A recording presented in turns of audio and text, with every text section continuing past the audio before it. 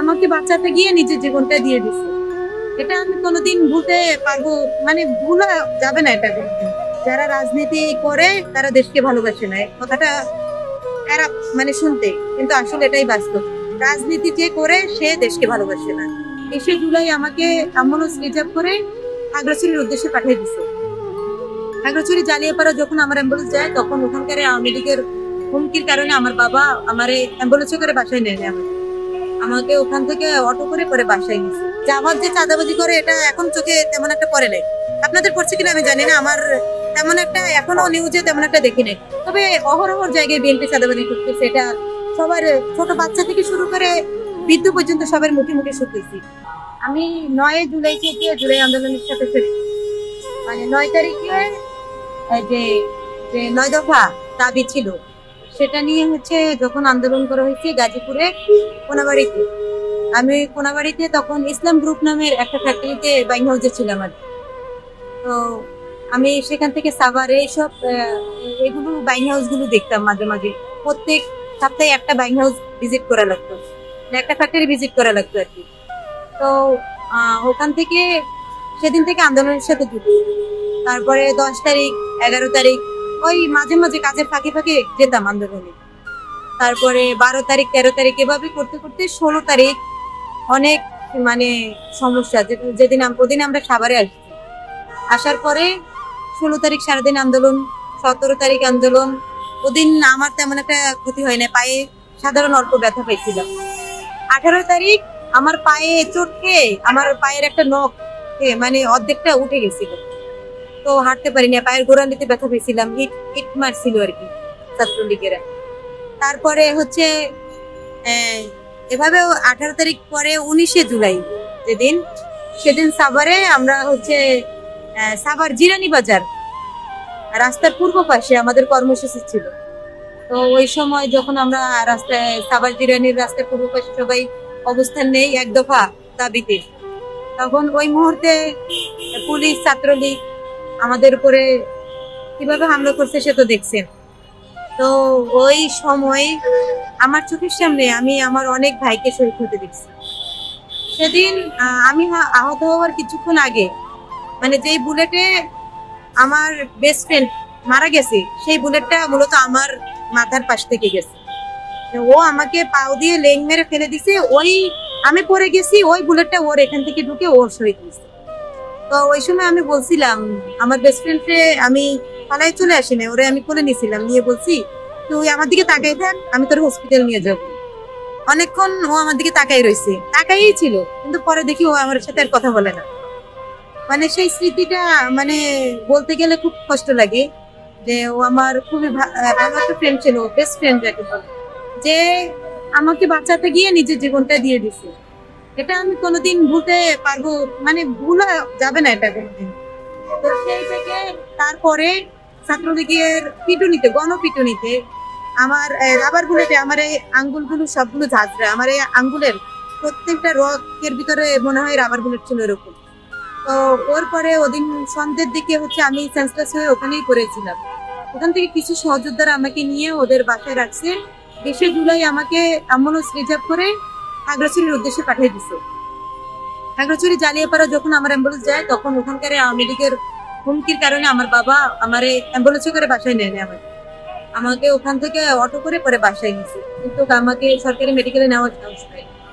তারপরে 20 জুলাই ওখানে একটা চেম্বারের মেডিকেল থেকে হচ্ছে ওষুধ নিয়ে তারপরে হচ্ছে আমি বাসায় যাই, এবং ওভাবেই চেম্বার থেকে ওষুধ কিনে কিনে হচ্ছে আমার কন্টিনিউ আমার চিকিৎসা চলতেছে।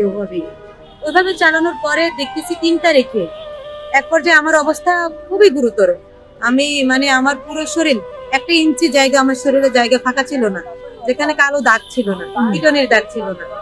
তো যখন দেখতেছে আমার অবস্থা খুবই খারাপ, তারপরে মানিকছড়ি উপজেলা স্বাস্থ্য কমপ্লেক্সে আমাকে নিয়ে যাওয়া হয়।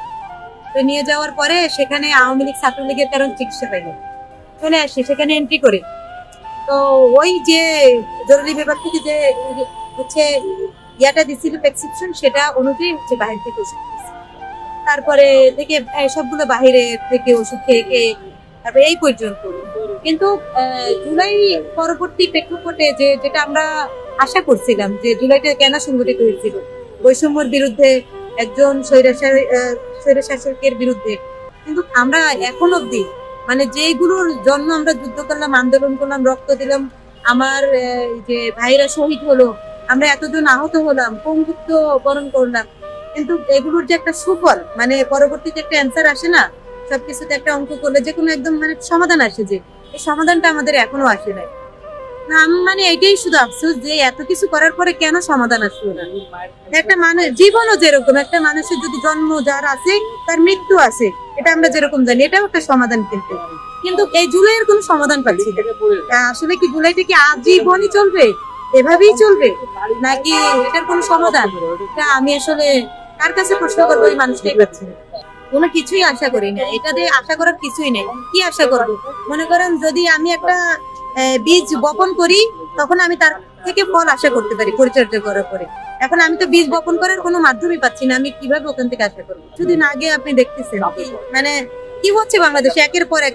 আজকে চট্টগ্রাম বিশ্ববিদ্যালয় কি সমস্যা, এরকম যে আমাদের যে বিশ্ববিদ্যালয়গুলা যে সমস্যাগুলো, এইগুলোতে কলম যেখানে থাকবে কলম সেখানে অস্ত্র। এইটা যতদিন নাকি এই শিক্ষার্থীদের কলমের পরিবর্তে যে অস্ত্রটা হাতে নিচ্ছে, যতদিন না এইটা আপনারা কারেকশন করতে আমরা না পারবো, যে শিক্ষার্থীদের কলমের জায়গায় কলমটা যতদিন ধরে দিতে না পারবো, ততদিন কোনো কিছুই আমরা আশা করতে পারি না এই বাংলাদেশের কাছে। 54 বছর তো আমি দেখি নাই, তো 54 বছরের ঘটনা শুনেছি। তো আমার বয়সে আমি কোনোদিন কিভাবে ভোট দেয় আমি জানি না, আমি দেই না, মানে দিতে পারি না। যাই হোক, তো আমরা চাইছিলাম যে যেভাবে মানুষ ভোট দেয়, যেভাবে মানুষ স্বাধীনভাবে বাঁচে, যেভাবে মানুষ কথা বলে, যেভাবে আমি বলি যেভাবে স্বাধীন মানে বাক স্বাধীনতা, ওগুলো হচ্ছে গিয়ে নেই আমাদের। এখন আন্দোলন করছি, পরবর্তীতে আমরা ভোট দিতে পারবো, আমরা স্বাধীনভাবে চলতে পারবো, আমাদের বাক স্বাধীনতা সবকিছু থাকবে, এরকম একটা আশা আমাদের ছিল। কিন্তু পরবর্তীতে আন্দোলনের পরে এখন দেখতেছি যে ওই আগে যেভাবে বাক স্বাধীনতা ছিল না, এখন আমাদের তেমনই বাক স্বাধীনতা নাই। যেমন কিছুদিন আগে আমি একটা বক্তব্য দিয়েছিলাম, যেটা মিলিয়ন মিলিয়ন ভিউ হয়েছে, সেটার মধ্যে সেই বক্তব্যের কারণে আমাকে মনে হয় 100-র উপরে মার্ডার হুমকি দিয়েছে। তাহলে কিসের বাক স্বাধীনতা? আমি একজন ব্যক্তির কারণে তার পুরো দলকে তো দোষারোপ করতে পারি না, তাই না?